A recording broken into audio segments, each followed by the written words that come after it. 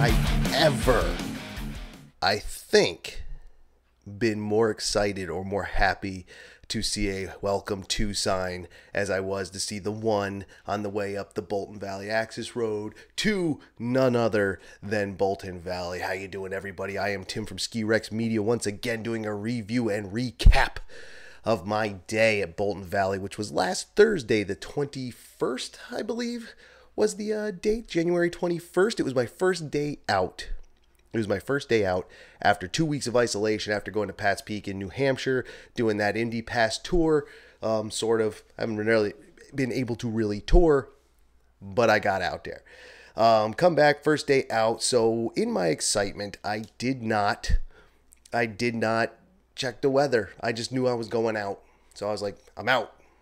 Put all my stuff in the car, start heading west towards Bolton Valley on the old Interstate I-89.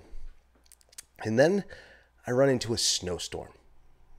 It started off as light snow, as you would expect if you're just going into snow, and gradually got better.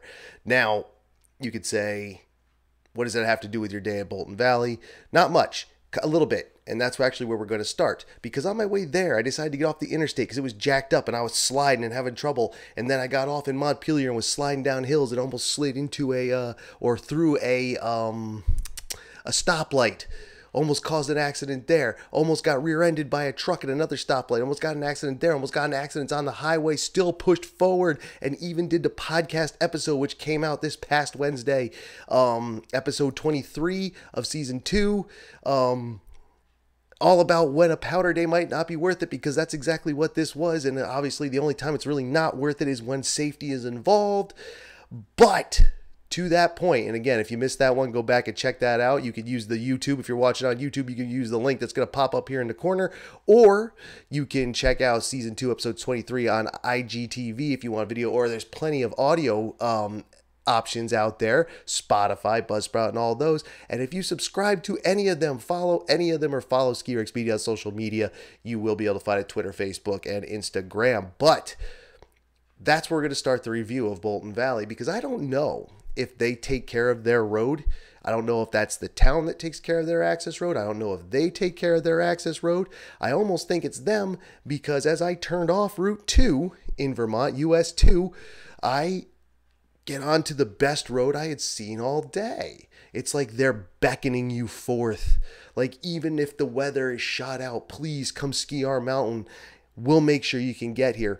Went cruising right up their access road. 4 miles up, it was the best road I had seen all morning. Every other road was covered in snow and ice. This road, yeah, it was dirty, but it's winter. That's fine. I can wash the car. But it was, you could go right up it. No slip and slide, no nothing. So if they take care of their road, awesome. If the town takes care of it for them, that's still awesome. They're doing them that solid. In any case, it's a wonderful place to start.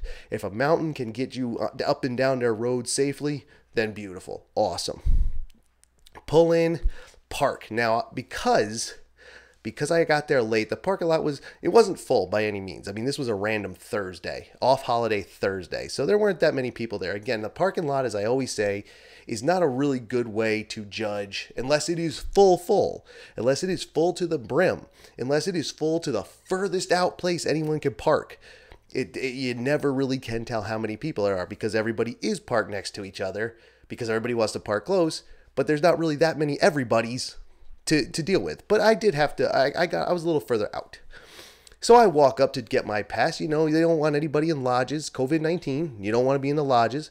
But it's just seemed easier for me, and has been easier for me, as far as I think, to walk from the car to the ticket booth, get my ticket, go back to the car real quick, get my stuff on, and come back. This was actually the furthest walk I had done doing that. It works out pretty well for me.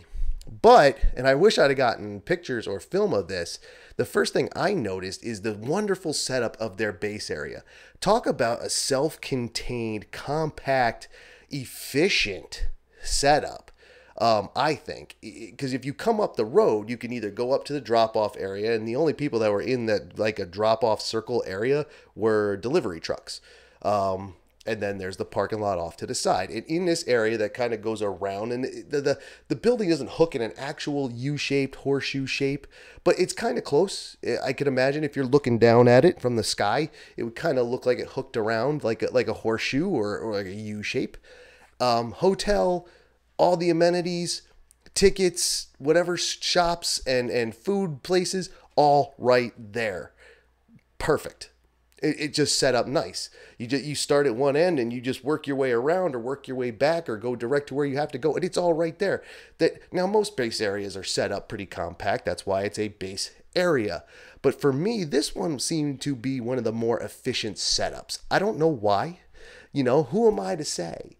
I'm not perfect. I know a little bit about retail and logistics in the ski industry and these places that I've worked in and done and helped with and whatever. But for me, this base area looked awesome. And it's styled nice. It looks great. Worked out great. Walked up. Very modern. Uses the RFID cards and RFID ticketing. I have my MTN card here. I'll even show it to you. I'll pull it off here off the old desk. Boom, right there. See, I really was there. So I was at Bolton Valley. Got my RFID card. Had to go to the desk to get it, which is fine. I don't think I could have gone to the kiosk, but they have the self-service ticket kiosk where you scan the barcode off your phone. It spits out what you need. I talked about these things at Killington and how awesome they are, and here it's no different. Self-service kiosk is the bomb. So I go up, 3 people in line, a set of people at the line, and another set of people, and then me. And the young lady, I think her name was Olivia, actually, it was on her name tag. Very nice lady, and was just cranking them out, had all the answers, knew what she was talking about. Boom, done. Thank you very much, ma'am. Back to the car, get my stuff, come back up. Now, as I said, for me, it was an impromptu powder day because I hadn't been watching the weather. I was very excited. I was excited just to get out after being, isolation for 2 weeks. Now, I know I could have gone 7 days and gotten the negative test, but there really is, except for going back into New Hampshire, there's no real convenient place for me to get the test. So I was like, 2 weeks is fine.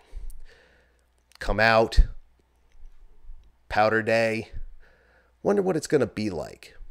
Well, this is what I had to say about it. Check this out. This was on my Instagram story.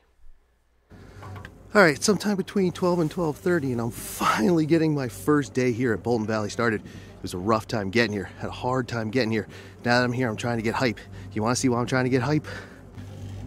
It's still snowing, and it's a bit of a powder day here at Bolton Valley. It's a beautiful day, powdery, fluffy day. Can I still ski powder, though?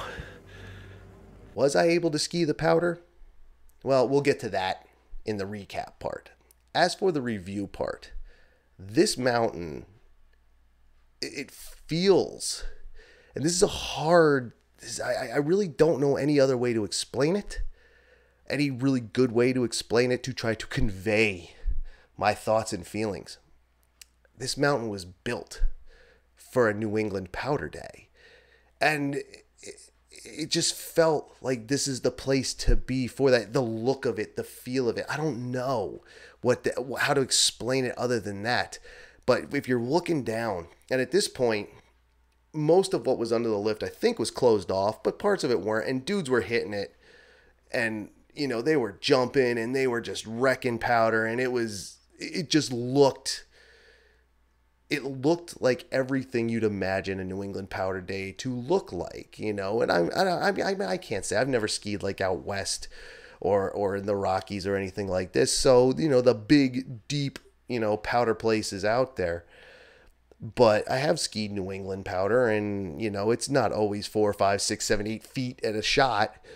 But, they put up more than a few inches that day and overnight and in leading up to that day. It was just built for it. It was wonderful.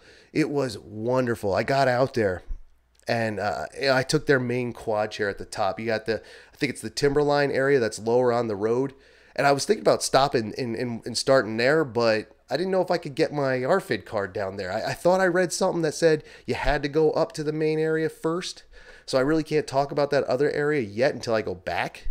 So I don't know. But I went to the main area and went up their main quad.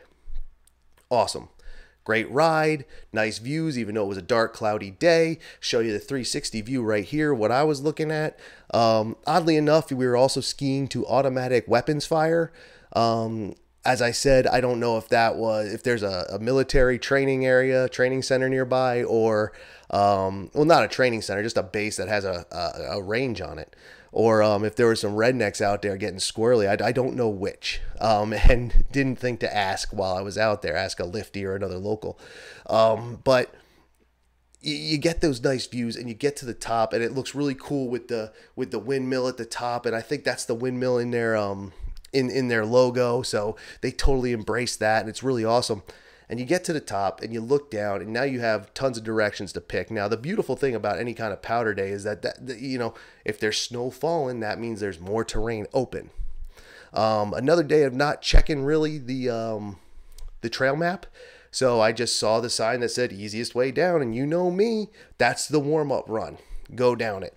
A couple flats, did not know they were coming, so I was not prepared. So I did a lot of pushing on that first run, and a couple of runs where I went back down that way. So I got an upper body workout to go with the lower body workout that day, quite a bit. Thank you, Bolton Valley, for helping me, you know, got to get them gains, right? I don't know. I just don't know. But actually, at that point, it's kind of a narrow trail. It's a nice trail. Like, it's kind of awesome. The narrowness adds to it. It kind of makes it feel, I don't know what to say. I don't want to say cozy. Like, that's kind of stupid, but you know, it just feels cool, especially with all the snow piled up on the trees. It just looks fantastic. But as I'm coming around, a snowmobile was coming up, like a snowmaker or a patroller, I don't know which, because I heard it and saw it at the exact same time. You'd think I would have heard it first, but it was totally in my own world skiing. And it startled me. So I was like, ah, and I must have done this great Daffy Duck wild take under my mask and goggles, which is kind of probably good. It was better underneath. But then again, if anybody would have saw it, it's probably pretty classic to see. It would have been classic to see too. But then that's when it came out to another flat, and I slowed down because I thought I was going to whack into a snowmobile. And I felt really kind of bad about that, because it wasn't him. It was me. And but not that we even got close to each other. I just got startled because I was just not paying attention. It was a rough day for me, not because of Bolton Valley. That's on me. We'll get into that a little bit into the recap. Anyway, so a lot of flats on that, but plenty of other stuff that has no flats. Whatever you wanted. Steeps, near steeps, wide open trails, not so wide, trees left and right, and tons of places to explore. I didn't even explore the whole mountain. Like I said, there was that lower area. I want to say it's called Timberline, but I don't know if that's true. I didn't get over there. As I'm riding up the lift, as you're riding up that main quad lift, and you look off to the left, you could see where another lift goes up over there. I couldn't even figure out how to get over there. But like I said, I was having a rough day. Anyway, that first opening trail, I forget what it's called, awesome. There's another trail that cuts from where that main trail goes out and around. There's a blue that cuts down across. I want to call it, what was it called? I can't remember. But that was a good one. Because it was a quick drop off. It was like a shortcut, but it was good, and it dropped right down. And that one was really nice. I skied a bunch of the trails there. I apologize. I cannot remember any of the names. And I've been saying this. I should really write this stuff down. I really should, or just have the map right here open in front of me. But I don't. Here's the thing. I didn't get to explore a lot of that mountain. I explored a bunch of it, but not as much as I could have. And again, had a rough day. We'll get into that in a recap. But here's what I did see. I saw a mountain that has quite the reputation, especially with the Delorier name attached to it. We know who they are. I saw a mountain that just spoke to Vermont and New England skiing. A real northeast hill, had the whole vibe, and it was on Indy Pass too, so it has the Indy vibe, which is a little different than the big resort vibe, as you all know. And you gotta wonder why it is a popular mountain. I guess what I'm trying to say is I'm surprised it's not constantly overrun, because, and maybe it is. This was my first time going out there, and I loved it. But with a reputation like it has, you wonder how it's not constantly overrun. Why folks have not just pushed up there and then, you know, and then they have to expand the parking lot, and then more, and then you got to expand parking lot and terrain, and why they haven't become so big, because it is so awesome. And I don't want to oversell it, because if they're trying to stay small, I don't want to ruin it. I don't want to ruin it, because the place is awesome. It is awesome. I don't know. There's really not much more I could say about it, because I didn't get to do all that much. You know, I didn't rent. I didn't go in the lodges. I didn't even go in the lodges. The only thing I used was the restroom, and that was just in a corner. You go down a set of stairs into the locker room, and there you are. You know, and there's nobody down there during this year. You know, nobody's inside except for more than a minute or two. You know, and I dealt with one ticket person, and that was it. Not much I can tell at this point. I'll be able to see more the next time I go out. It'll be a better planned trip. But even now, I could say 5 stars from me. The terrain was fun. Had plenty of it. Like I said, there was a part I couldn't even figure out how to get to. Again, bad day, but I couldn't figure out how to get to it. There's a whole other section that you get to before you even get to the main mountain. It looks beautiful. It's in a nice part of the state, right in the middle. It's basically in the middle of the state.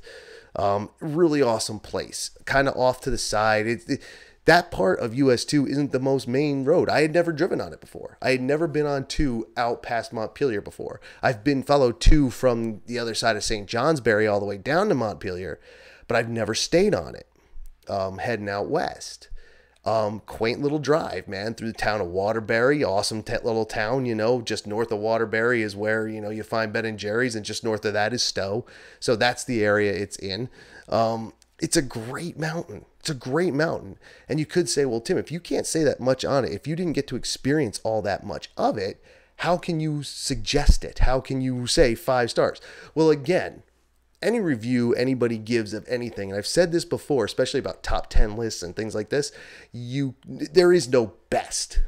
There is no best. There's only what people like and what might be someone's favorite. You know, you see a lot of top 10 mountains that are all the big places out west, with a few of the big places here in New England thrown in there for, you know, to throw a bone to the people in the Northeast to get readers and clicks and stuff like this, and maybe one of the ones down in North Carolina. That's what you get. And they say the 10 best, and then they say the 10 best according to this. But in the end, what a mountain has, and what people like is subjective. Now, you could say this one is liked by the most people, still doesn't make it the best. It just happens to be the one that's liked by most people. One of my favorite mountains will never make, I've always said, Camelback in Pennsylvania is one of my favorite mountains. It'll never make a top 10 list, not once, except for one in the Poconos maybe. But on a national scale and a worldwide scale, that'll never make the top 10. The point is that I liked it so much that I'm going to recommend it, because I want to go back. I want to go back. If I didn't like it that day, I could say one of two things. I could say, well, I was having a bad day. Just let all that negativity run over my review of the mountain. Say, hell with it, this mountain stinks. All because I was having a bad day? That's not fair. That's not right. No. The mountain was awesome. The skiing was great. The like I said, the base area setup was awesome. Ton of amenities. Modern mountain. Everything you could want right there. A road that was the cleanest road in the area during a snowstorm. Awesome. Like, it's just awesome. And I want to go back. So that I can say. I can rate it high and say it's awesome because I want to go back. Now, if I would have skied it, and even if I was having a good day or bad day or not, it's like, wow, every lifty is rude. No patrollers. Parking people sucked. Lift tickets were awful, whatever. Then you might have a point, and then I might trash the place. But there's none of that here. Base area, awesome. Ton of amenities. Modern lifts. Fairly modern lifts. Modern ticketing system. Plenty of room to play. Plenty of room to park. And nice employees. Like, I mean, what else? That's awesome. That's good. That's all good things. And I want to go back. I need to go back. So thank you to Bolton Valley for a good day, even though I was having a bad day. We'll do this recap right now, as a matter of fact. My own recap is, I can make that really quick. I stunk that day. I could not ski. I went out in weather that I was not prepared for. I almost wrecked my car multiple times. Thought I broke my car twice, but it wasn't. It does need something, but it's not nearly as bad as I thought. You know, I couldn't ski to save myself. I was having so much trouble in the powder. It was ridiculous. Though a couple times I did find some zen moments, man. Like I was in the zone. Like a couple times I was just swishing through it, you know, and it went up past my ankles a little bit in a couple places, but I was doing it and I felt good and I was just in the zone. And a couple other times I was actually going under the lift and looked really nice too. So that was kind of good. So no one else publicly knew that I was really sucking that day, but whatever, you know, but I just couldn't do it. Most of the day I felt like I could not ski at all, which is really kind of stupid. Yeah, I was sat out for 2 weeks, but come on, I was doing better than that when I first came out after 6 years. Are you kidding me? And I even fell. It was my first time falling this season. And since I got back in at all, I fell, twisted my wrist, kind of hurt. Not bad. It was just enough to be like, son of a, you know, whatever. And I fell, which is fine too. I don't care. I didn't get hurt. Like I said, twisted my wrist, nothing big. But I did do it, and it was on a, I mean, it wasn't stupid. It could have happened to anyone. But still, it bugged me. And I ran out of gas quicker than I had yet, I think. I was there for maybe 4.5 hours, 4 hours, you know, which is fine. I don't mind that. Plus I had to battle the storm to get back, you know, so I wanted to do that before it got too dark, and I ended up being out past dark anyway. It was a whole thing. Like I said, there might be more about this, a written piece or another video. And there was episode 23 of the podcast that kind of goes into a little too. Subscribe to Ski Rex Media everywhere you can to find that stuff. I'd really appreciate it. In any case, I was not in good shape that day. I was having a bad day, worried that I really broke my car, worried because I did almost get in car accidents. I was having trouble driving, and then just not skiing well. It was a rough day for me, and going into weather I was not prepared for, because I pulled an amateur bogus bonehead move by not watching the weather. You know, amateur getting too excited, cocky, even arrogant, like it's not going to be that bad today. What do I know? Right. Okay. So anyway, I was not good that day. I had a bad day. I still haven't recovered from that day, and bad things still happen. But not to be, and I don't want to be negative. On a positive, the mountain was awesome. While I could say it was a bittersweet day because there was the bitter parts, that mountain was sweet. And I would suggest it to anyone. I'm going to go back as soon as I can and tear it up. Really get out there and explore the mountain, see what's out there, check out some of the other lifts, maybe get some more video. Didn't get a lot this time because I broke my GoPro mount. I broke my GoPro mount while I was there, and the other one that I had a chest one with me. I have two of them. One doesn't fit layered. It was really cold that day. It was like, you know, a high of 20. So it was really cold, so I was actually layered. And one of my chest mounts doesn't fit over my jacket when I'm layered. Guess which one was in my backpack? The one that didn't fit. So I didn't get a lot of video except for when I could pull out my phone, and I wasn't skiing with my phone in my hand. And I didn't want to ski with the GoPro in my hand either because I didn't want to drop it.